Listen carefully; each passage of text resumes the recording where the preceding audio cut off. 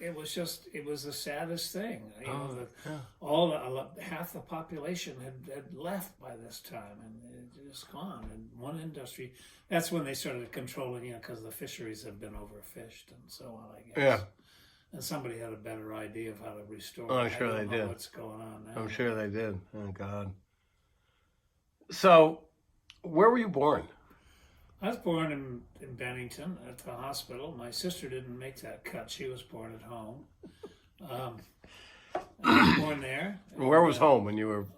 Where my office was on Bonnet Street. That was where I lived. Oh, that was your house. That was my parents' home, and it's an interesting house. I remember that. It's a very old house. It's about 1828, built by somebody named Slocum. Mr. Bigelow, who used to be the Ed Bigelow. superintendent of schools, researched all the houses on Bonnet Street. And I have a write-up, which we now have given to the Historical Society. Oh, cool. Traces it back, but it was occupied. My grandmother lived next door, and where the Kittredge Agency is now. That was a house built by my grandparents. It was a Sears house, moved here and put together before they were married. Came by train, and then was erected. The house? The house, yeah. Where'd it come from? Sears, from wherever Sears was manufactured. Oh, it was a Sears house. You bought it from Sears. The house on to the left of Shaw Agency? Yeah. That house? That house is a Sears house. It was built by Sears. It was a prototype, and you can look it up online, and you can find it very easily. And my grandparents built it before they married, and then they doubled the size of it. They put an addition on the back later, which was a duplicate of the front. But you can tell because the foundation's different. But they stick built Going back, that was stick built, and that included a sleeping porch was what would really seem to be the third floor. It was really the second floor, and I slept out there with my grandmother from the time I was about before teens until mid-teens. I slept on one end of the porch, and she slept on the other in the summer. And we'd have these big awnings you put down at night, and then in the morning you pull them. You wake up at 5 or 6 o'clock. You could hear the morning doves cooing and look at the sun out, and it was glorious. It was a whole different world then, and there was doors on each side of the porch coming out of bedrooms that were there, and that's how you had access to it. But yeah, that house. Did you know it was glorious when you were doing it, or did you looking back? Oh, you did. No, I knew. You knew it was great. I had a miserable bedroom in the house, and what I was going to say was, the Liedtke's owned the house that I subsequently grew up in, and Mr. Liedtke was the pastry chef at the Equinox House for the summer, but he stayed the winters. And when they sold the house, Bernie Connell, who you should know, who lived across the street, he and Mary was Bob's aunt, that Mrs. Standard inherited the Connell money, and that house, they bought the house to protect their two houses. And now, which Mrs. Standard are we talking about? Well, Peg. Oh, Peg. Peg's house. That was Bernie Connell's house, and that Bernie Connell was my uncle and aunt's uncle, and he lived 2 doors down the street from. We're not related, are we? Yeah, no. No, I mean, it was by marriage. Everything was by marriage at the time, but he was related to Bob, who was Peg's first husband. Bob Burns. Bob. It was Bob Burns was her first husband. What was the last name? Burns. Burns, yeah. Burns, and Uncle Phil's mother was a Burns or something. So they were cousins. And he was a first cousin, just like Bob was, of the Connells. But he was related to the Connells, and when Mary died, it was the Burns. And so the money went to Bob Burns, and so on and so forth. But they bought the house to protect themselves, and then my grandmother bought Bernie out, and my mother and father eloped on New Year's Eve for various reasons, and my grandmother moved them eventually into that house, and then they ended up buying that house, and then we were there for all the years until I bought it from my parents and moved them over onto Highland Avenue. That's right, because I remember that they were in town, but I remember when they moved to Highland. They moved to Highland Avenue, and I subsequently then moved to Shaw Insurance Agency, which had been in the house next door for years, and then moved up to where Abe Madcour in the old telephone office.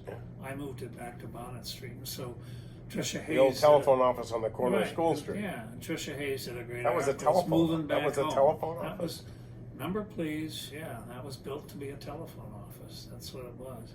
Who was the operator? Do you remember? Oh, there were operators all over, and used to call up. This is a true story. My grandmother's number was 4. That's all you did. This number, please, 4. And then you do that, and they'd say, "Oh, Mrs. Shaw's in home. I just saw the car go by. I think she's gone down to Healy's." That's a true story. That's what Manchester was like. So, Bobby, when I went to college, that was a big move for Mikey Powers. A little boy from Manchester, Vermont. I applied to Duke. Didn't make the grade. I got on the waiting list. Can you imagine a waiting list at Duke? That's just a way of saying, get out of here, Yeah, buddy. nice try. Rather a nice way to say it. Yeah. And so John Fay, who I'm sure you remember, Of who course. was my mentor, and, Yeah. and really I was very close to John Fay, said, "You've got to go, I know where you're going to go to school." And he took myself and Miles Bryant, a friend of mine. So you're going down to Lancaster, Pennsylvania, and look at Franklin Marshall. You both should go there. And I hadn't even applied to another school, and it was late. Took us down. He said, "Oh, by the way, the dean of the school is my fraternity brother." Okay. So we went down. A guy named Kevin O'Connor showed us around the campus. We had dinner with the dean, with Dr. Dean, and John Fay said, "Enroll Mike. He wants to go here." That was the end of the story. So, Wow. everything, whatever goes on. So little Mikey Powers, going from Manchester, Vermont to Lancaster, Pennsylvania, which is an inland city.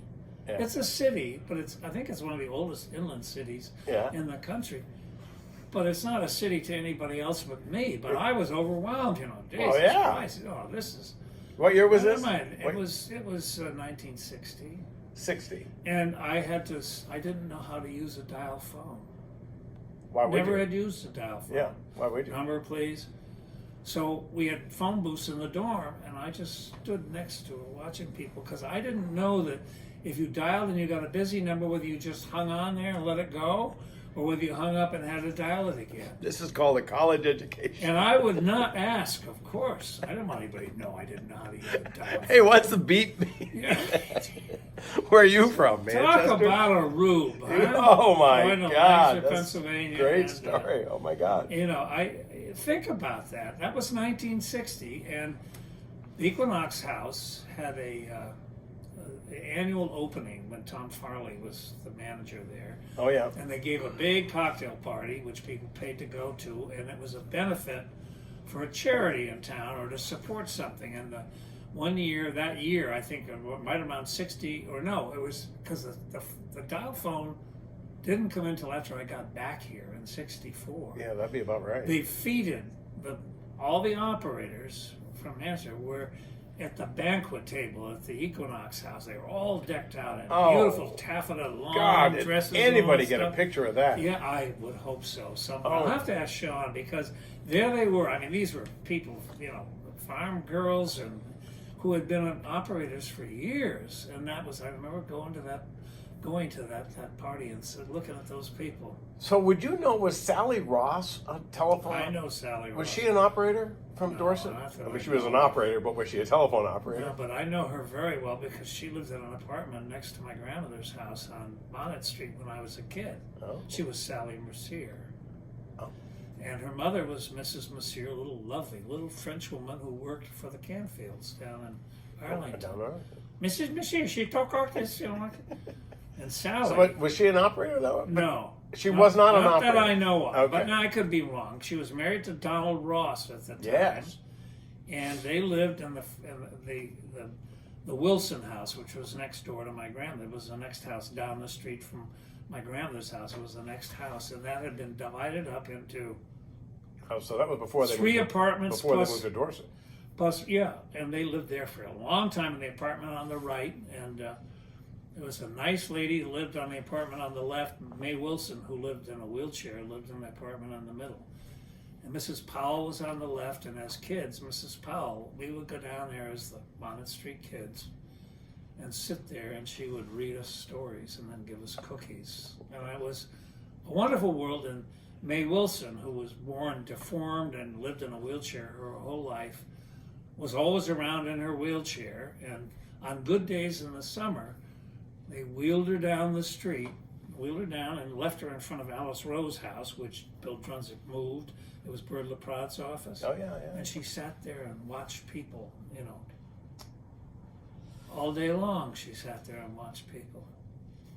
Wow. Including my Aunt Irma, who lived in the house to the other side of our house, the store, and then the next house. That was the Shaw family home. Oh. And my Aunt Irma lived there with Harold Shaw. And my Aunt Irma was, I think, the homeliest woman I ever set my eyes on. And my uncle, that's a big pool. my Uncle Harold looked like Marlon Brando. Oh. But he had a little flaw in his life. He liked to drink. At any rate, didn't make him a bad person. Didn't make him a bad person, no. They were walking down in front of the Baptist church one time. May Wilson told this story, and my aunt's underpants fell off. And she just stepped right out of them, and Aunt Irma heard her say, "Pick those up, Harold," and kept right on walking. Those are not my stories. Those are other people's stories. That was before spandex and That was things that before held them tight up, I fit, guess. apparently. Yeah. Good Lord. Yeah, yeah. Oh. You know, the Shaw family, my mother's side of the family was really, they were something. There were 8 of them, 8 kids. Yeah. And my great-grandfather operated the store in between the houses there, and that was H. Now, would Doug be one of those kids? But Doug, no, Doug was a child of those children. Yeah, yeah, okay. And his father was the oldest of the Shaws.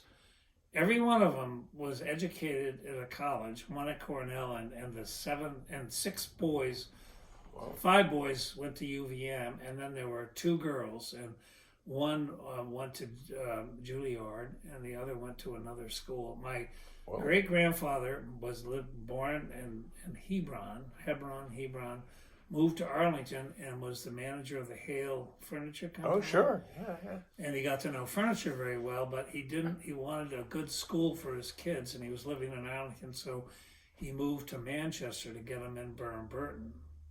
And they all graduated from Burton. My grandfather Shaw actually started in his junior year at Burton, I think. Interesting enough, he became headmaster for a while. He was a temporary At Burton? At Burton, the headmaster of the school. But H.N. Shaw was a Herbert N., and he was Herbert Newell. He was a fantastic man and raised that family. And he and his wife educated them all. And I've got letters that they've written to each other and stuff. It's just unbelievable what a life that was. And they lived in that house where Mason Barney Not many lived. kids went to college then. No, this was unbelievable. But he was bound. He didn't go to. He went to 8th grade. Yeah, that's And about yet right. He and his wife Yeah. raised this family, and they educated every one of them. I don't know how they did it, but they did. Wow. And Boy. a lot of them were. Scrimp and save comes to Well, mind. you know, things. Whatever goes around comes around. Yeah, yeah. And Stephen Kimball was a member of the Owls, which was a famous fraternity at UVM. And it turns out that he and I were talking, and they had this great drink that was famous for the Owls called Cram Bam Booly. It was some horrible alcohol drink they made. And the Owls were a local fraternity. Sounds wonderful. They were a local fraternity. They weren't a national. And we got talking about it, and I mentioned something with my grandfather Shaw and his brothers, and he said, "The Shaw boys?" And I said, "Yeah." I said, "Why?" I said, "When we get the Cram Bam Booly out, we all drink a toast to the Shaw boys." And here it was, it's my grandparents and father and his brothers. Sakes. And then Doug broke the tradition when he went to UVM and became an SAE, Sigma Alpha Epsilon. Oh. My Uncle Noble almost disowned him. He was so mad at him. What do you mean you're not going to be an owl? All the Shaws are owls. We've got the music from the Owls that one of his daughters sent us. You know, and I didn't go to UVM, but God only knows what I would have done had I done that. But it's quite a story of the Shaws. The Shaws were really interesting. Ed Shaw developed the Dynaflow for the Buick. It was the first automatic shift for the Buick and never got a nickel for it. He was working for somebody down in Pittsfield, Massachusetts, who patented it. Stole it from it. And he never got a goddamn nickel for Oh, it. that's He terrible. was an inventor. That's terrible. And one of my Uncle Clifford, who went to Cornell, was the state agent, farm agent around, you know, that would, like, I forgot the big, tall, red-headed guy that used to do that here in Manchester. But, you know, they were very significant people. And Harold kept running the store after my grandfather, and then he died, and then the family sold it to Bob Brewster. And they sold the house to Brewster's, too, which is my great-grandfather built on Bonnet Street, where Brewster's Antiques was. Oh yeah. That was built by Alan Graves, who was the second president of Factory Point Bank. He was my great-grandfather. Oh, for God's sakes. And he owned the Combination Cash. And then he invested all of his money. Did he build that building? No. That building was the Ames building. Oh, the Actually, Ames. it was the Ames Mill. He owned both the house and the mill. Oh. But then Did he sell it to Manley? No, he lost it. He had to sell it in bankruptcy because he invested a huge amount of money at the time, like $30,000 in 1910 or 8, in an electric plant. The first electric plant in Manchester was on Lincoln Avenue.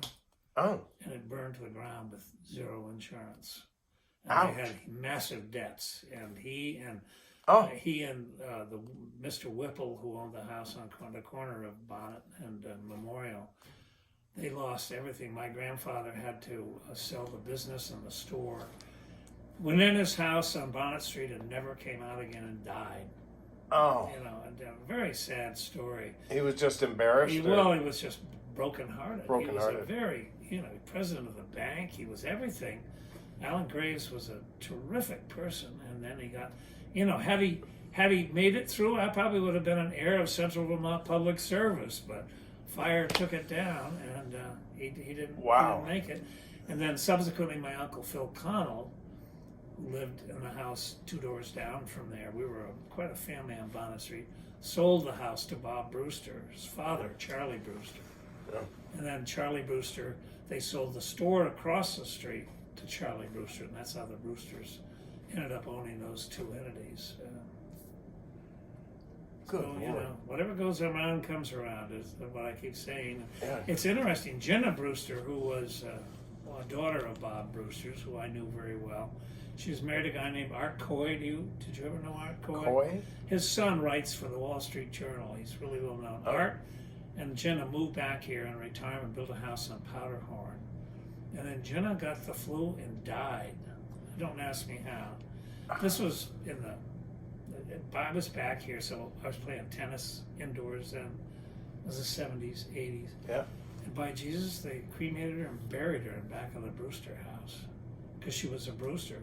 And the Brewsters still owned it until this last year. Yeah. So she's buried right up in the back there. And then Art was deaf and couldn't hear a word, but he was a great guy. He subsequently moved out of town. And then when Charlie... So would Jenna be Roberta's sister? Yes, Roberta was the youngest. She was. And maybe Charlie was younger than her, I'm not sure. There were 3 girls and 1 boy. I barely remember Charlie. And Bob had a sister whose name was Hitchcock. And her husband was a scientist. They lived out in the Midwest somewhere. Yeah. And Bob, of course, was a great entrepreneur. He did the funeral home parlor and the furniture store, and he went hand in hand, didn't they? He was into everything. And his wife was a Tatro. She was Mrs. Comer's sister. As in Jean Tatro? Yeah, she was Mrs. Comer's sister. Mrs. Comer was a Tatro. Lived right on the corner down here. Eugene, the brother, lived right on this is Tatro's corner. Yeah, she was a French Canadian. And Mrs. Brewster, who put on great airs, was a Tatro. Ran Brewster's Antiques, Yeah. We used to call her Mrs. Gully Gully because she had a big thing hanging down on her chin. They were Tatros. Sure, and Mrs. Comer was a Tatro. So Jimmy Comer was a nephew of Bob Brewster's. All the Comer kids. Yeah. Her name was Cecile. She was a piece of work. And then Charlie and his wife took the house over, and his wife Barbara Brewster, continued the antique business. Yeah. and she was something else too. And She was something. that's else. where remember the Scudder family? I do. I know all about the What was Scudders. his first name? His name, I'll think of it in a minute. I'm terrible with names right Yeah, now. that's okay. I can't think of his name. Wallace. Wallace Scudder. Scudder, and he had long white hair. Yes, he had it hanging on his shoulder. Yeah. He drove around in a car with a muffler hanging off from it. In the new days, the old days, he drove around with Alex Johnson driving a Cadillac. Yes. But, you know, How did he lose his money? that all changed. Well, he and his brother owned the Newark Daily News, which was a huge outfit in New Jersey. They printed newspapers, they owned radio stations and TV stations. Wow. I mean, it was one of those, and they sold it. And his brother restayed in New Jersey. Wallace came up here and he built or bought a house near Stratton up in Bonneville. It was a log cabin, and he and his wife established that as their summer home, but they didn't live there. They lived at the Wilburton Inn. And they had this house, but they only used it. They had a pool, and they had a shoe house, like Imelda Marcos. That's where Mrs. Scudder kept her 200 pairs of shoes. No.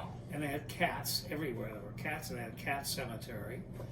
At any rate, they came up here, and they had more money than God, and they had Alex and Morris, and Yeah. Doris and Nancy. Yeah. And then they had the girls' brothers were here, and Yeah. then they decided that they needed housing for these people, and they bought a lot in Hilldale. You know where Hilldale is? That's Yeah. a little development in back of it. Yeah, it used to be Well, behind Hazes. the neighbors got all pissed off. We're going to have black people in this? No way. Of course, they didn't call them blacks at that time. No. And, they raised such a ruckus. Mr. Scudder said, "I'll show them." So he went over and bought that land in back of the Manchester Pharmacy. Right. And he hired Royal Berry Wills, the largest domestic architectural firm for residences, down in Boston. They designed 2 houses for him, and he hired the guy from I think it was Londonderry. He was a great builder, and I can't remember his name right now. I'll remember it. And he built those 2 houses, substantial they're houses, lovely home. and moved the black folks in there, which were better houses than all the houses in Hilldale. Oh, totally. Anyways, life went on. He had a house on the Keys down in Florida, which they never went to, but they had 3 staff living there year-round. And Mrs. Scudder called every day to be sure the linens in the beds had been changed. And these people were unbelievable. They're a little weird. And they would drive in their Cadillac down to Boston and then go to the Ritz and check in and stay for undetermined time, and then they'd leave without checking out and go to England. And in England, Mrs. Scudder decided she couldn't walk. They carried her around in a carry-all. The 2 black guys, that Morris and Alex, had to carry her around. I mean, it's just totally. But they never checked out of the goddamn Ritz, and the bill just kept going and going, and they came. And then they just left. And then they came home, and every day they went to their house in Bonneville and sat next to the pool, which had a tent next to it that looked like Camelot. It had flags flying off on it, and had cocktails. And he had a piano there, and he composed music. And then they would go back, and they were paying for food at the Wilburton, but they wouldn't eat it because they had their own cook go into the kitchen and prepare their meals. This is unreal. I understand this. They had a kitchen table in that house in Bonneville. You remember those porcelain tables with legs, 4 chrome legs? Yes, I've got one at my black camp. strip around the edge? Yes. Well, their cats would get on this goddamn table when they weren't there at the house and everything, and scratch it. And Mrs. Scudder would bring that table down to my father, and he painted that table probably 15, 20 times, $100 a throw for a table worth $10. And she couldn't stand scratches. He painted their Cadillac every spring. They brought the Cadillac up, and he painted their Cadillac for hundreds of dollars. Every spring. Everything. And a guy named Harry Barber was there. Oh, Harry Barber. He worked for them, and he's the one that ran all their properties. Well, there's a sad end to the story. Oh, I which you know. probably know. Because they were broke. They went broke. You know why they went broke? They had not filed the proper taxes, and the federal government sued them and made their case stand that they were tax evaders, and they came and they took everything they had. They took the houses. Well, they didn't take Morris and Alex's Well, house. wait a minute, because but the Scudders owned those houses, so they took the houses, they took all their contents, they took everything they could find, and auctioned it off. And I went to the auction of the house. It was a tag sale at the house in London, and out in Bonneville rather. Yeah. I went to that and walked through it just to see what it was like. Yeah, yeah. I didn't buy anything. They took everything they had and left them destitute. The brother was fine. He had done the right thing. So they ended up with no money, and nobody bought the houses. So they auctioned off the 2 houses up in Rutland at the Federal Building, Yeah? and Morris and Alex bought them. No kidding. And they moved in. They were living there anyway. They're living there anyway. And guess what? The Scudders lived up over Morris. Oh no, Alex. Who had the kid that died? The good athlete, Alex. Alex. Alex. Alex. Yeah, he lived over. With an E. The Scudders lived over Alex, and it's After all that, carrying her around. The owners ended up living for nothing over the former slaves. Think about this Gothic story. Oh my! I'm telling you, it's a story that you can tell. I have never heard that. You tell, and no one can believe it. It's the truth. Now, they auctioned off those 2 houses up there in Rutland, and then, let's see, who was it that was Harold Whistle. That was another story. So, they auctioned off the 2 houses, and then the Scudders went there, and it's getting back to Mrs. Brewster's Antiques. Mrs. Scudder was loaded with jewelry, which her husband and she had bought. Oh yeah. By and large, heavy gold jewelry. Oh sure. And she hid it all. And then she would filter it out to Mrs. Brewster, who would sell it for her on consignment. I went in there looking for a desperate gift for my wife the day before some anniversary or something. Yeah, yeah. And I'll never forget, there was a new tray of very elaborate jewelry in it. And Mrs. Bush pulls this out. And this was not Barbara, this was the old lady. She pulls it out and she brings it up on the counter. She said, "Now, Michael, how much do you love your wife today?" And I looked at her, you know what I said, Bobby? "Not that much, Mrs. Brewster." It was some of Mrs. Scudder's jewelry. Oh, for God's You could identify it, and you could see the Scudder's car, the old rattled car, would be parked there once a month, and she'd be taking in jewelry. That's what they were living off of. And then, as it turns out, his brother, Wallace' brother, knew that the guy was. I mean, he had spent millions of dollars, like he had no end. Well, So what he did was he put him on a stipend, which he did. So the brothers supported And him. as they were crashing, Bobby, they did their banking at Factory Point National Bank, and Chris Schaefer was at that time was the chair of the board and the president of the bank, and their checks started being returned. You know, they would write checks, and the bank covered them for a while. Said, "Well, these are the Scudders," but then they realized something had gone radically wrong. So they brought in Wallace and his wife, whose name escapes me right now. And this is an absolutely true story. Mr. Schaefer said, "Wallace, we've covered several of returned checks for you, but we cannot continue to do so. You need to deposit some money in your account so that we can cover your checks. In the meantime, we've put your account on hold, and you should not write any more checks." And Mrs. Scudder looked Mr. Schaefer right in the eye and said, "Why, Mr. Schaefer, that can't be true. We still have checks." That's the oldest joke in the world. How can I be broke if I still have checks in my I've got checkbook? checks. Oh my Lord! Now, that could be apocryphal, but it's too good to let go.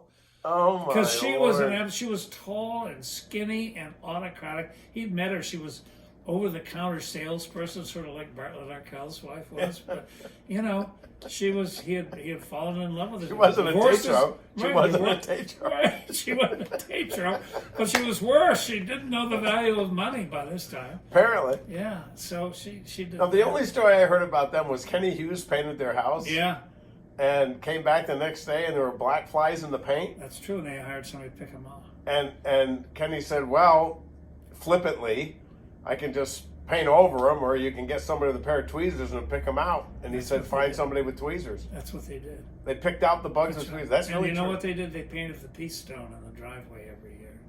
They painted the piece so that stone. it was white.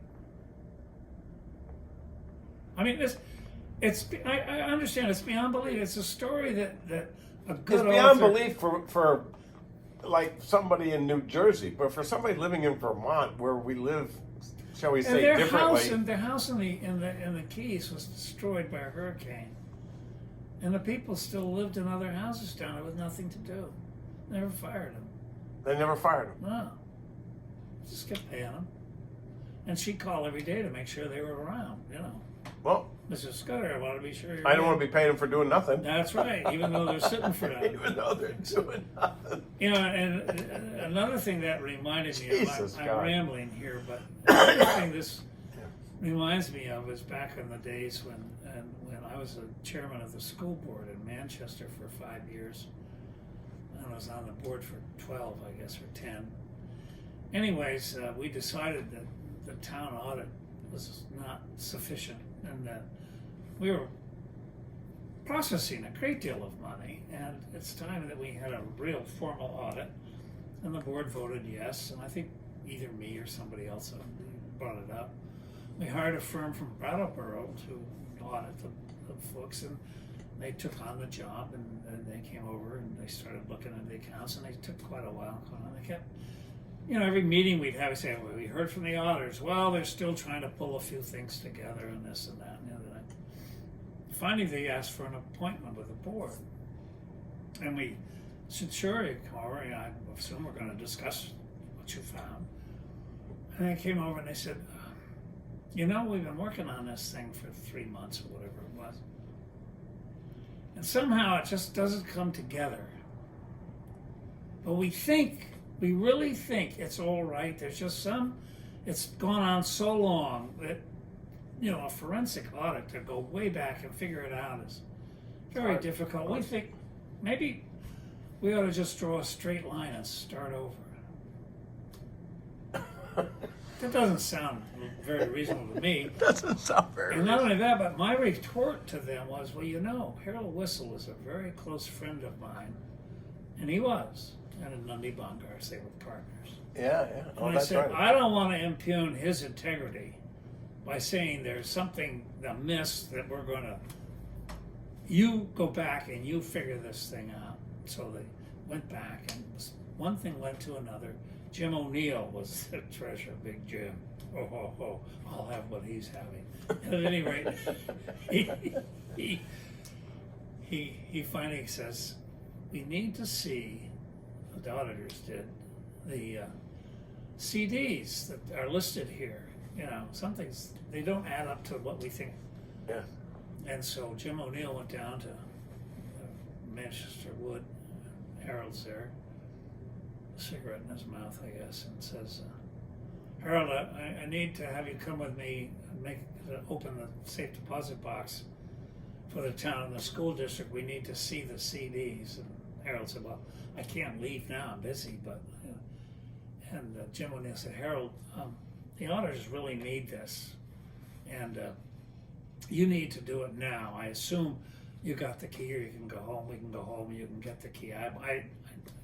In other words, he didn't want Harold then to have a chance to go into the box and do something or whatever, even though it would have shown on the records.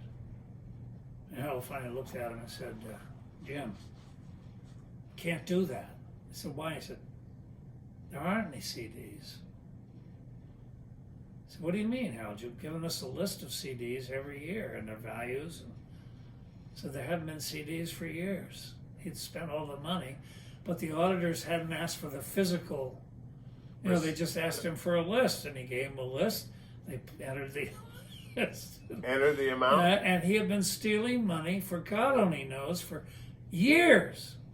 So we don't know how much he's stolen. And you know, is it 60,000? Is it 160? Is it 500,000? What is it? In the meantime, his daughter, who now lives in Alaska, who married a Perkins. She's back, actually. Oh, is Yeah. she? So, you know, Yeah. I hope she won the Iditarod or whatever it was she was doing up Right. there. Gwen. She's got beautiful, stallions and horses. And Yeah. I assumed that Mrs. or Harold had a rich relative in Rutland that inherited a bunch of money, because they had these beautiful horses, and she was exhibiting all over the Arabian. Well, she didn't know where the money came from. No, She'd have no idea. they had no money. They had money from the town. They had money from the town. Well, From they the had town. money. So they had money. He had Rebel Ryan from Rutland representing Yes. them. Went to college with him. Rebel Ryan was a real piece of work. Yeah. He's sort of a cowboy. Yeah. And Yeah. finally, he went to trial, and they convicted him, and he had a jail sentence. And Rebel Ryan, I think, appealed and wanted the sentence to be put into something he could serve at home, and the court said absolutely not. This is a serious crime. And you know how he got delivered? Rebel Ryan picked him up on a Jeep, drove him to Rutland, and drove the Jeep up the steps of the courthouse and delivered him at the top. He did really. Drove Yeah, drove his drove Jeep right up. up I haven't seen it, but he drove his Jeep up, opened the door, and out got Harold, and was surrendered to the. That would be Rebel Ryan. He was a character. Oh my God. Hey, it doesn't get any. There's so many characters that have come Oh in and my out of God. this town. I mean, I'm trying to remember the name of the. I don't mean this in a disparaging way, but the very large man that lived up there across from the track 4, that big. Oh God, yes, yeah. Oh Jesus, yes, yeah. I don't remember his name. He was a fraud. He was a terrible fraud. Total fraud. Yeah, yeah. Well, we've had several here. Oh, they have. They seemed. We had one at Anna Lippa's antique shop there on Main Street in Manchester, and he was a total frigging fraud. Everybody was just dying to have him to dinner and all this stuff. He Sure. was stealing jewelry from old ladies, and oh God. And the guys that bought the quality, they had the quality before Wayne had it. Well, they were on the list of the Fed government, or whatever, Interpol. Interpol. Yeah. Absolutely. Why on earth did they ever come They here? were though? laundering money, I guess. I don't know what the hell they were. I mean, doing. why? Why not Pownell? I mean, why? This, Well, Manchester was sort of a nice place, a little more cosmopolitan, perhaps. it just seems Well, like there's some sort of after Brophy and- galactomagnet that After drops. Brophy and Muntz Nelson, we didn't have much cops. So, and Charlie Hostley. I mean, Brophy used to say, "By Jesus, you go through town like that again, you'll be walking." No, that was Charlie Hostley would say that. We had George Hogue. What's his name? Eric, Perez Eric's father, who was our senator here for a number of years. And Fred Eric. Fred, Yeah. terrific guy. And when he was married to Mrs. Eric, she was very eccentric. And she ended up living with Hank Van Loan up in Dorset. And she was an artist, and she was very, very eccentric. She had Is that Lee? Lee Eric. She had twins, and she had Terry was the oldest. And then she had Perez and his sister. But she was so eccentric, and she had a Woody, but it wasn't a station wagon Woody. It was a Chrysler, and it was a passenger car Woody, believe it or not, with wood siding and all that, real wood siding and stuff on it. And it was so wet wherever she lived, it had toadstools growing on it. At any rate, she would drive through Manchester, and instead of going around the thing in front of the Equinox House, she'd drive straight through. Yeah. And Fred Eric would have to go bail her out, and Brophy would pick her up. He picked her up at least 3 or 4 times, but said, "Oh, I didn't see that. I was on my way. I was busy or whatever."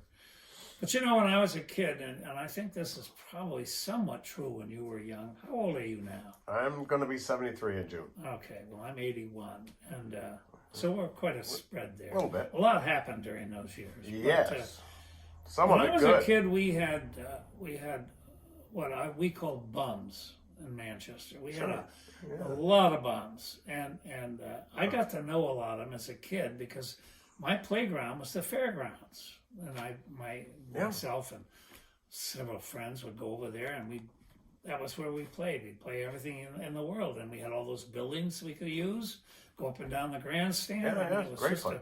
But the bums all lived over there, or they lived there and drank. Or Ferp Lake lived under the grandstand Ferp Lake, for a yeah. while. There was Ferp And there was Earl Green, who Slugger the Slavin. young Badger apparently dispatched down on the river at one point and got away with it because they didn't read him his rights. There was that. And then there was Tweet Niles, who had dogs. He used to whistle to them, and the dogs would come around him. Pat Phelan lived over on Cemetery Road. He would walk down through the street and pick up cigarette butts, say, "Oh, nasty things," and put them in his pocket. He was getting the tobacco to make cigarettes. There was Stab Kohler, who was by children was known to stab people, so we were terrified of Stab Kohler. There was a guy named Slavin. Oh my God, Slugger Slavin. Slugger Slavin, yeah. Right, yeah, and Tommy Smith. And Jesus, these people. Cecil Taft, he was in Dorset. These people were part of They were. Of our entire way we lived here in Manchester. We integrated with them. They were harmless, more or less. We thought, anyways. I always did. I wasn't afraid of them, except for Stab Kohler, because we knew he was going to stab somebody. But did he ever stab anybody? I don't know. Probably not. He was the worst looking man. I remember he was tall and skinny. He had a head about that big. And remember John West when he did the bicentennial, he had Tommy Smith in on a float in the things with your head through and your arms through like this. It was perfect. The shackles. Yeah. Oh God, he's like a colonial, I guess. But, yeah. And so today that would be so politically incorrect to have a bum in shackles. Yeah, right. And the stockades. But these were good bums. I mean, bums were good people. Were important. Yeah, they were part of the fabric. fabric. I knew Cecil Taft. He used to kind of lay under the lilac bushes by the tennis court at the Dorset Field Club, and he'd go out and he'd carry 2 bags because he was fairly hefty. And he'd do 18, he'd get paid, and he'd go right across over and see Perry Pelter and get a great big quart of beer, and he'd sit under the bushes. And I can remember as a 13-year-old kid or whatever, 12 years old, I'm walking by the bushes and I hear the, "Hey, right now." Jeez, I thought the bushes were talking. And it's Cecil laying there with a quart of beer, or maybe a second or third quart. But I learned a lot. Also, Ferp Lake caddied at Equinox Golf Course, which I did when I was younger. I never caddied at Aquanic. I caddied at Equinox when I had them, and Aquanic was running the pro shop then, and John Lombardi's wife ran the Equinox pro shop. Yeah. And a guy named Fleming, he was Ralph Fleming's father, was the caddy master, and Niles Carlson was another caddy master there. And I would sit there, and Ferp would be there along with others, and that's how I learned a lot about Manchester, listening to him tell stories. He was just absolutely incredible, and unfortunately I learned the hard way how my grandfather died, my grandfather Shaw, when we were talking about, he was mentioning that Walter Shaw would take a walk every night. My grandfather was quite dapper and walked with a cane and always had a Homburg on or some kind of hat. And Ferb said, he said, he'd walk by the Zulo House, which is now the restaurant, the Mexican restaurant. Right. He'd walk by there, and John Zoo would say, "There we go, Walter Shaw. He the richest man in town." And I'd say, "God, if that was my grandfather." And I'd say, "Jesus, he died in the 30s. What happened to him?" And he looked at me and he said, "You don't know what happened to Walter Shaw? This is Ferb." Yeah. I said, "No, he died. I don't know how. Why did he die?" He was 50-some years, 53 or 4, 14 years older than my grandmother or older. He said, "Well, he hung himself." And I went, not that I knew him, but I was just shocked that my grandfather. And then he proceeded to tell me, he was sick and he was in an institution in Burlington being helped with a nervous breakdown, and they sent him home, and he wasn't walking very well, so they used to push him up and down the street in a wheelchair, and he was trying to recover. He was running an insurance business out of the house, but he was barely able to work. And 4 kids. Doug was 2 years old or 3 years old. And he got out one day and walked out back, and there was a big old apple tree out in the back, and he threw a rope over a big branch and hung himself. And you never knew that? I never knew that. But the worst part of the story is Ferk went on and said, yeah. Well, you know, how they found him, you know, I'm sitting there with my eyes bigger than $50. No, I said, well, you know, I said, Phil Connell realized he was missing, and that was my uncle, my grandmother's sister's husband, and he was a great Dorset guy. He was from Dorset, and so he came down and he got my mother, who was the oldest child at the time. She was probably 14 or so, or 15, to go look for him. They went looking for him, and they found him in the backyard hanging from a tree. And then my mother held his feet while he climbed up and cut the rope and let the body come down. And I'll tell you, that I understood a lot more about my Uncle Doug at that time, who had a nervous sort of disorder in ways, and that he was very, very excitable, and there was a certain energy in the family that obviously came from this. But you talk about it, and it was the family secret. Yeah, you don't talk about that stuff. Family secret. So I asked my mother, and I'll never forget asking her, and she just started going, "How did you find that out?" From the town bum. And from the town drunk. And you know, I'm glad I did find it out, because I think it would be a secret. We all went over to the graveyard at one time when somebody, I think it was Doug, wanted the family to deal with this. So all the 4 children and grandchildren all met at his grave over in the graveyard and held hands and said some prayers and tried to let this thing go to bed finally. Wow. Yeah, it was pretty dramatic. Oh. I mean, by this time, this was when I think I was married at the time. It had been that long a lapse of time. Wow. And So Manchester's been a very interesting place to grow up. it sure is, and it's a lot more interesting than you even know. I mean, like you finding out that story, and me finding out after my mother died, her second husband, Dick Laird, came down the house about a month after she passed and had a book of pictures and stuff. Said, "There's something in here you might want to see."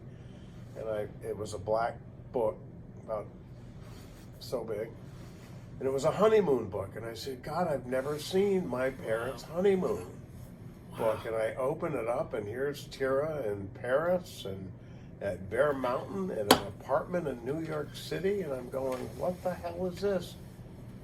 Well, it was a wedding between Tira Stannard or Tira Irk at the time and William Washburn, who was a special ops guy in the war. And she was like 18. And She married him. she married him. They were married for 1.5 years.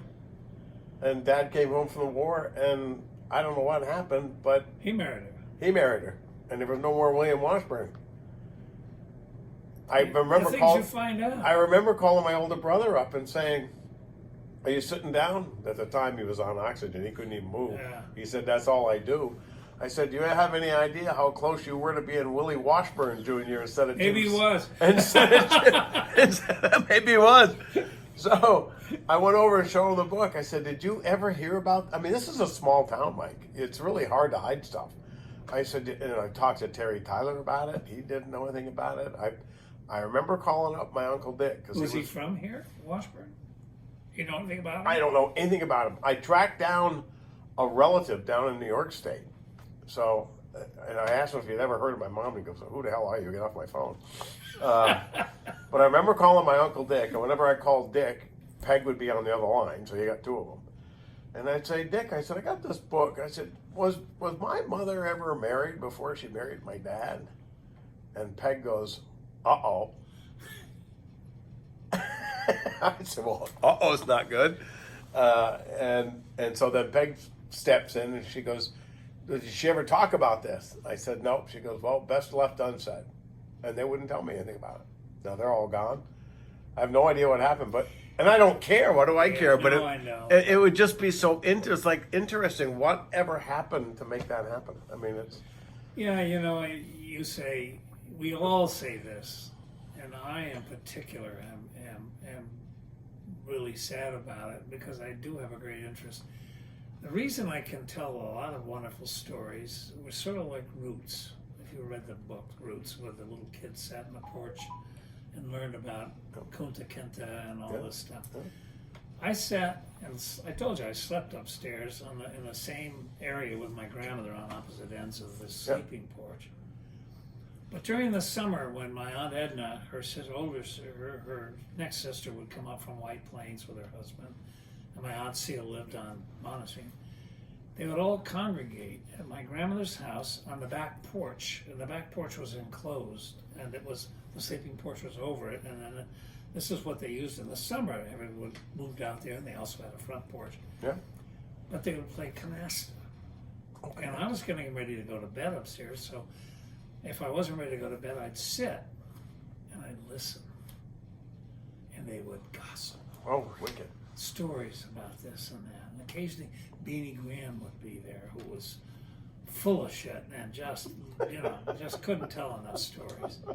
So I would sit there and listen to these stories and realize, and somehow, well, particularly in these days, there's a lot more of those back here than there are something that happened an hour ago. It's just, it's amazing. So that's how I got the basis of my story. But when my father was sick for 3 or 4 years before he died, he had, as Tom Whaling called it, decongestive heart failure. And he had stenosis, he couldn't walk. And it was a sad situation. He was living, my mother had Alzheimer's by this time, and she'd fallen, and so she ended up down in a nursing facility in Bennington for 9 years. Oh, God. And my father's living home with these caregivers coming in every day, and a whole bunch of women. Most of them were okay, but some of them weren't. I had a golden opportunity to sit with my father because his brain was perfect. Yeah. He was too mean to have anything go off, my father was a prickly guy. He was weak. My wife nicknamed him the Sandpaper Man, but he had a great memory. He knew all about his side of the family, and there's a lot of stories between the Powers and the Bryants that need to be said. And I very seldom got into them. And when I did, my sister would come downstairs and interrupt, and it would be the end of it. Somehow she just would screw it up. So all of a sudden they would go away, and there we'd sit there and looking at each other. Yeah. So and then you realize once they're gone, and something comes up, and you go. And for a while I could ask Doug Shaw a lot of things, and then he got dementia. And Joan, who lived to be 99 and just died, she didn't know the stories because she was. Didn't know. Right. They wouldn't be shared that way. That's right. So it's really very sad. But I grew up on Bonnet Street, and Shorty Stone, Freddie Stone's father, owned the farm where the Catholic Church is, and there were several barns there, and a house that had been converted to a hired man's house, and then there was no hired man. So Freddie Stone and myself and Carl Madison and Butchie Hewlett took it over as a clubhouse. That's where we had the Green Mountain Club. And that was where we'd hang out, and we'd play on the barn and loose hay, by and large. It was before baled hay. Why we didn't smother to death, I'll never know. We'd go, and no gutter cleaners. We'd love to shovel shit and throw it in the hearse that would come along, and then throw it outside. I mean, it was just a whole different world. And to the left of the church, there was wetlands, which are still there. But at this time, it was much larger, and in the winter it froze, and that's where we skated. Sure, that was a wet spot. It was a wonderful skate, and where the barnstead is now was the Smith farm, and there were cows and cattle there, and Maple Sugar House up on the top where we go, and we'd slide on the land up where Phil Kelleher's development went in. All of that was all farm. Phil Kelleher. I thought about him forever. It was so different, and we had a bunch of kids living on Bonnet Street. Shorty Stone, who lives in Paula, who's a year older than I am. took on as a project. He's researched all the kids that lived on Bonnet Street when we were kids, written down their names and all that stuff, and then I went over it with him and we added and subtracted. Yeah. And gave him all to the Historic Society. But, we went right up the street, and then we went up School Street, and we were a gang of kids. And every night, 5 o'clock, we'd have early supper, and then we'd go outside and play hide and seek Whatever. Yeah. or whatever. And it'd be sort of like Peanuts. It'd be that gang of kids, and God only knows what we were doing. But it was a great. But it probably wasn't illegal or bad. Where we swam. Where Blanchard's house is on Bonnet Street, the yellow house. Yeah. Well, out in back of the West Branch comes down through there, Right, and sure out in does. back there's a field, and on the edge of that field at the time there was this elbow, and this elbow came down and then it shallowed, and you could build a dam across that river by using mud and sod from the side. You'd yank it off, and we built, and it would go up, so you'd have 3-4 feet. 4 or 5 feet. Yeah, well. There was a rock you could dive. And we swam. The swimming pool wasn't around at the time, and I don't think it was, or we didn't go. We swam in the brook. Swam in the brook. And the cows shit in the brook, and the flops would come potting down. They go right by, your mouth was open, you were eating it. Probably gave you antibodies. I don't know. But we had no lifeguards. You lived past 80. We had nobody, And No, there was no lifeguard. No. There were 6 or 7 kids swimming over there. Put our bathing suits on at home, walk up Bonnet Street with a towel. Yeah. Blanchard's wife, Vita, was in the house, but she was meaner than a junkyard dog. Oh, she was a tough one. Yeah, she was a tough along. God, she was tough. Really was. Just the opposite of Harold. Oh, my God. Harold was the sweetest guy in the world. I don't know. She lived on broken glass and gravel, I think. She was I a don't tough know one. what the hell it was all about. But, those memories, I want to tell you another cute story. You remember Carrie Squires, my neighbor, who I had a very mixed life with her. And she had a sister who was a little heavy-set woman named Mabel Stannard. Yeah. Mabel worked at the Coburn House as a chambermaid for years and years. And you'd see her walking up the street. She was only about 4 feet 8. Yeah, she wasn't very big. And she was just as wide as she was I don't tall. remember her much. Oh my God, she was this tall, and she was very heavy. Yeah. And she carried 2 bags. And so when she walked like this, trip trap, and she'd walk up the street every day after work. And eventually somebody would pick her up, And she didn't hitchhike, but she'd be walking and somebody pick her up. You didn't have to hitchhike. Somebody pick you up. And there was another woman named Mary Taft who used to do the same, and Mary Patterson, who lived right over here where the little store is. She used to do the same thing. But at any rate, Mabel was a piece of work, and she'd worked at the Coburn House for years, and I was very aware of her. Well, Bernie Connell, who owned Peg's house, was out sweeping his walk. He was the Ford dealer in Manchester at one time. He owned the Ford garage where the park is now, and he and Mary had no children, and Bernie was an alcoholic binge drinker. He was fine for most of the time, but then he would go on a binge, and she'd lock him in the basement, and we could tell because we'd hear him singing. He'd go over, and you'd hear him down there, and then she'd give him no more booze, and he'd sober up, and he'd be fine for 6 months, and I'd go on a binge. But he was a marvelous man with a sense of humor like you'd never seen. So he's out in front of his house, sweeping. And up the street comes Mabel. Chip, chip, chip, chip, chip. She stops, and Bernie says, "Well, Mabel, how are you?" "Well, Mr. Connell, I'm fine." He said, "Well, tell me, Mabel, how are things going down at the Coburn House? Are they doing all right?" She said, "Oh, Mr. Connell, I gotta tell you, Easter comes on Sunday this year. I think they're going to have a good crowd in for dinner."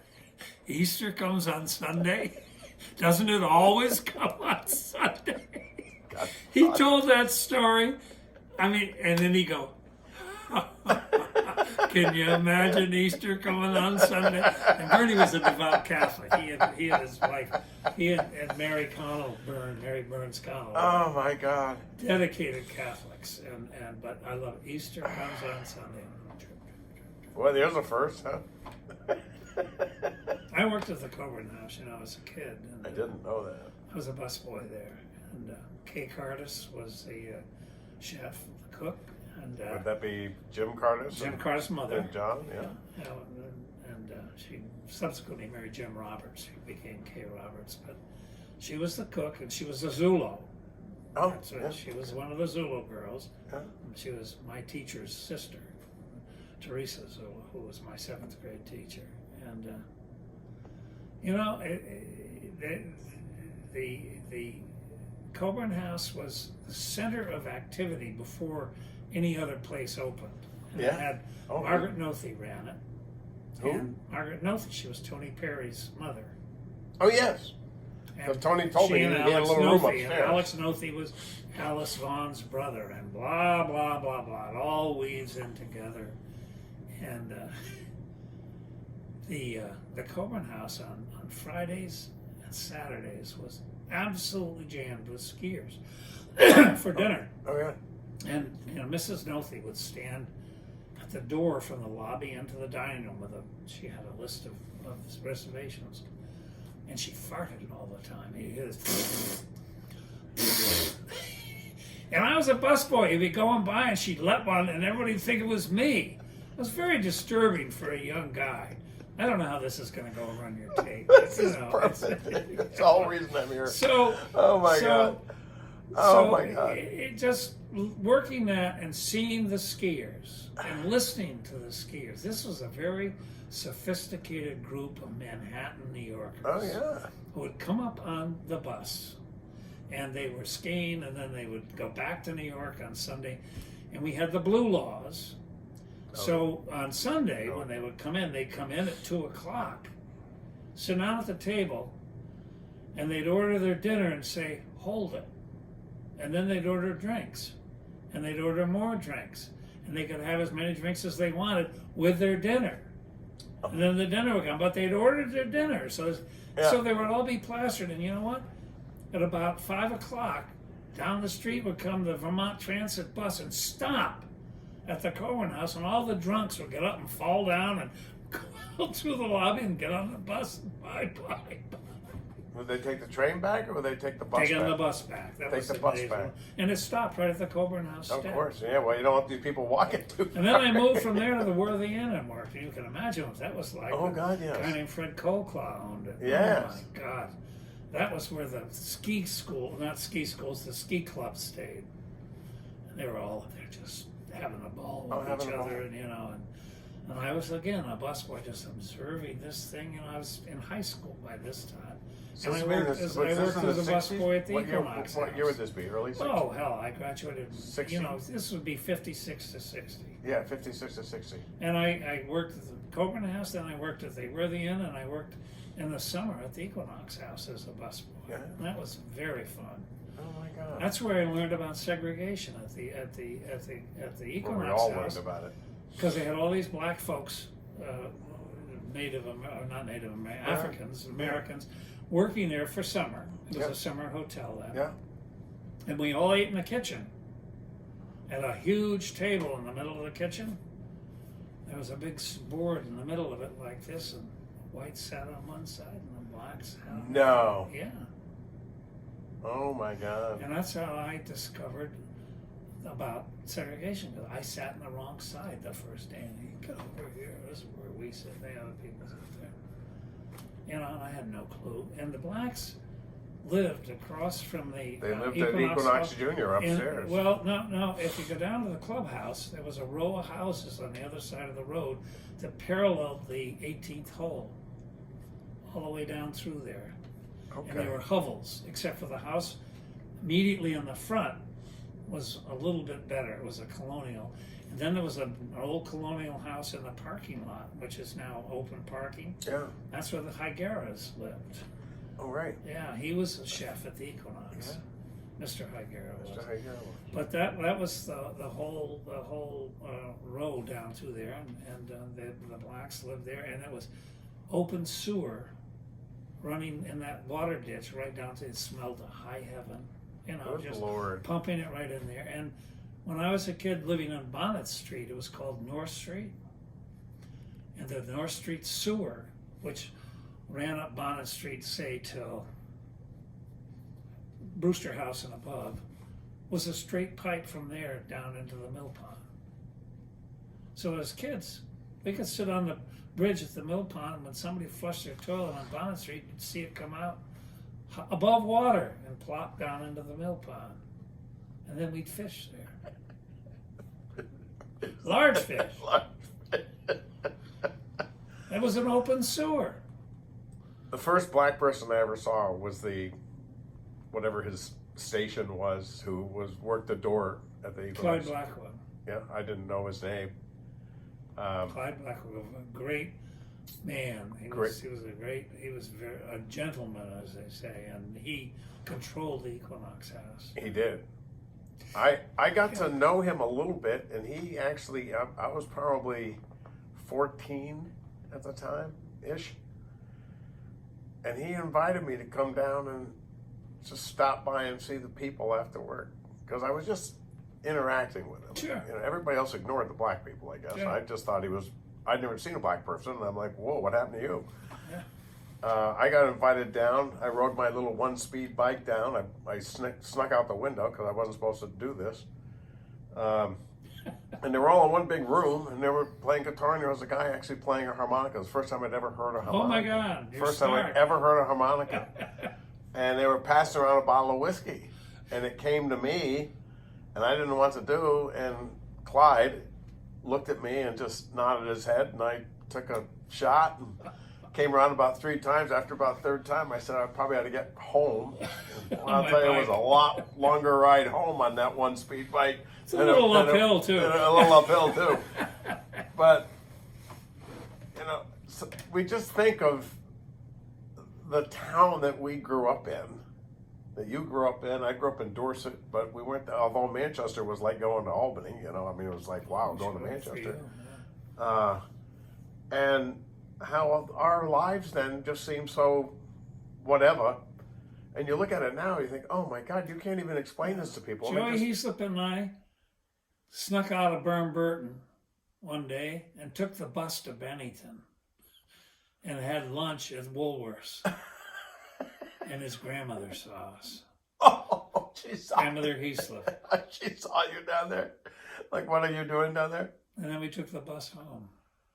So you got caught. Oh, we were caught. You know, she called Joey's parents and Anything happened? you know, not much. Not much. You know, you're a naughty boy. You're a bad boy. Do that. You're a bad boy. You shouldn't do that. But you know, it was the experience that you could have that you look back on are great. I look at where my granddaughters, you know, into Europe and exchange programs in South America, and Yeah. Laira's been at BU for 3 years now. She's going to 3 years more for advanced work, and Josie's going to BU next year. I was lucky if I got to Sunderland. I never went any. We had one vacation when I was a kid. We went to Timoth Pond. Yeah. Maynard Carlisle, who owned the place where the natural food store is across from the old locker. That was Maynard Carlisle's garage when I was a kid. And he had a trailer at Chipman Lake or Timoth Pond. And you went up there And my father a- got to use it. And we went there, and I got pictures of me sitting on the dock trying to fish, you know. And we went to Seafort Thai in a car my father had. That was a big deal. We rode in the rumble seat. Yeah. Didn't have a back seat. It had a rumble seat. Yeah. Got lost. Yeah, of course. Didn't make it, Mike. I remember our big first family vacation was to Plum Island, and that was. Yeah, I've been to Plum Island. Might as well go to Mars. I was just gonna say. The only thing I remember about the whole trip was greenheads. I just gonna say I ran off from Plum Island, greenheads biting me. Oh my God! I hated the place. The worst things I've ever seen. How can you survive around? I don't know. These things eat you alive. Yeah, that's my memory. The Plum Island, and I was an adult. I've got 2 memories, and that's greenheads. And my dad said to me, "Come on, Bobby, we're going down the ocean. We're going to catch a fish." And I said, "Okay." I'm 6, maybe 5. And he says, "So here's what you got to do." And he had this big casting rod. He said, "You want to throw this lure just as far as you can. You watch and see where this thing lands. Watch how far I throw it." And he snaps this rod, and I look, and I don't see a splash. And I'm like, where did it go? And all of a sudden, I turn around, and my dad is fighting this rod. He hooked right into a seagull. He had a seagull on, and he's reeling in this bird. God. And I'm sitting there like, wow, this isn't anything like what he goes, well, go back to the cabin, mind your own business. I gotta get to, he snapped his neck, took the damn hook out. But I mean, things that happened. I mean, that was the biggest event of my life. It was a big family vacation. You know, I also was here when was the came to the Louis Armstrong. When he came to play at the Art Center, I was at that concert. I was 15. Wow. And I went with Ann Schroeder, who was 15, Jack Schroeder's sister.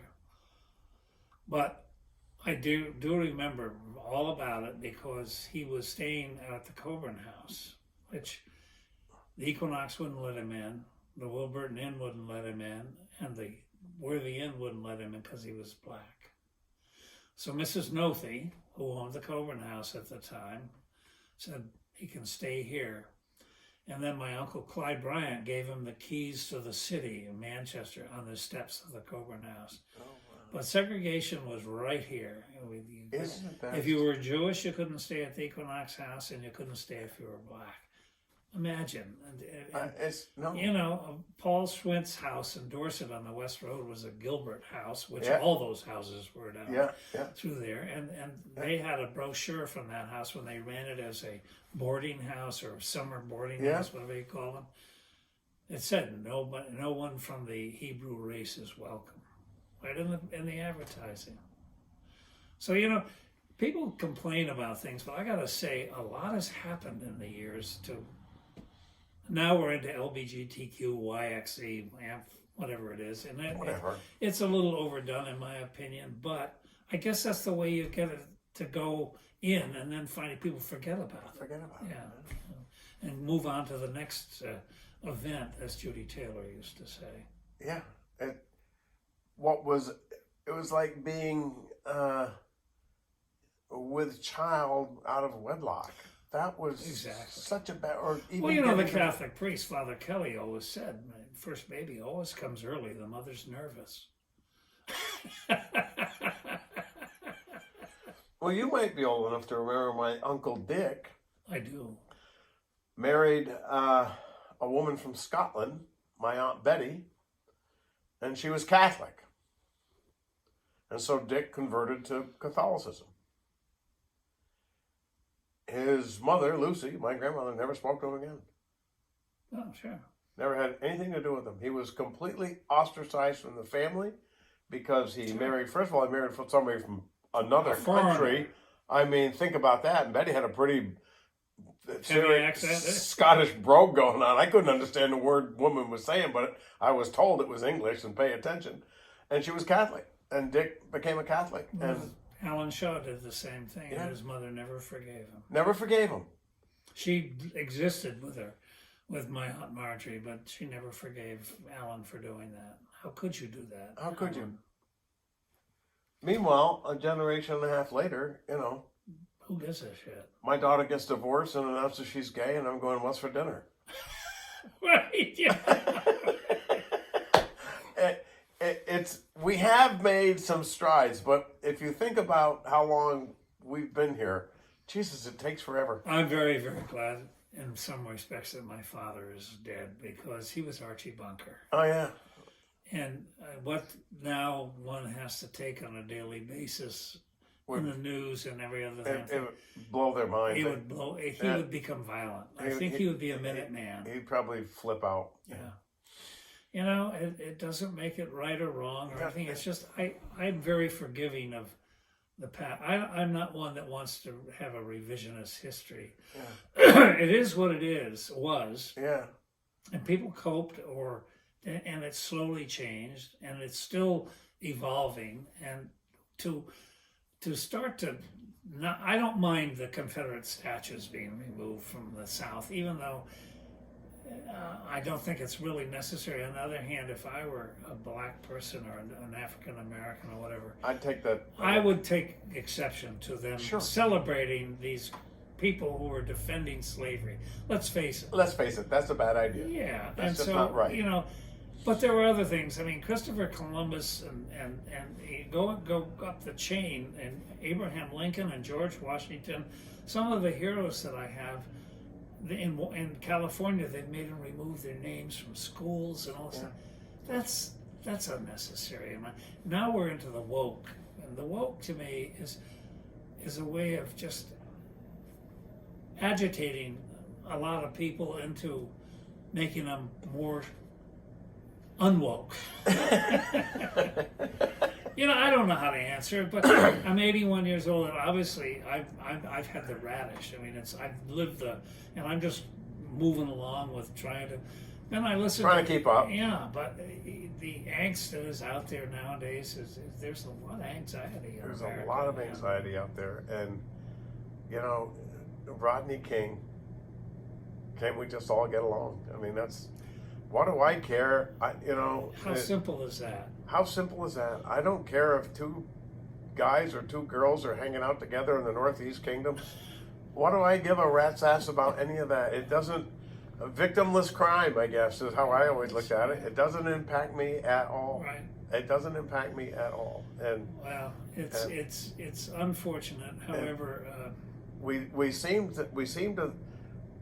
don't want government in our lives, but we want us in your life. That's kind of the message. Well, we want something in our lives that is going to kiss it and make it better. That's what my grandmother used to say.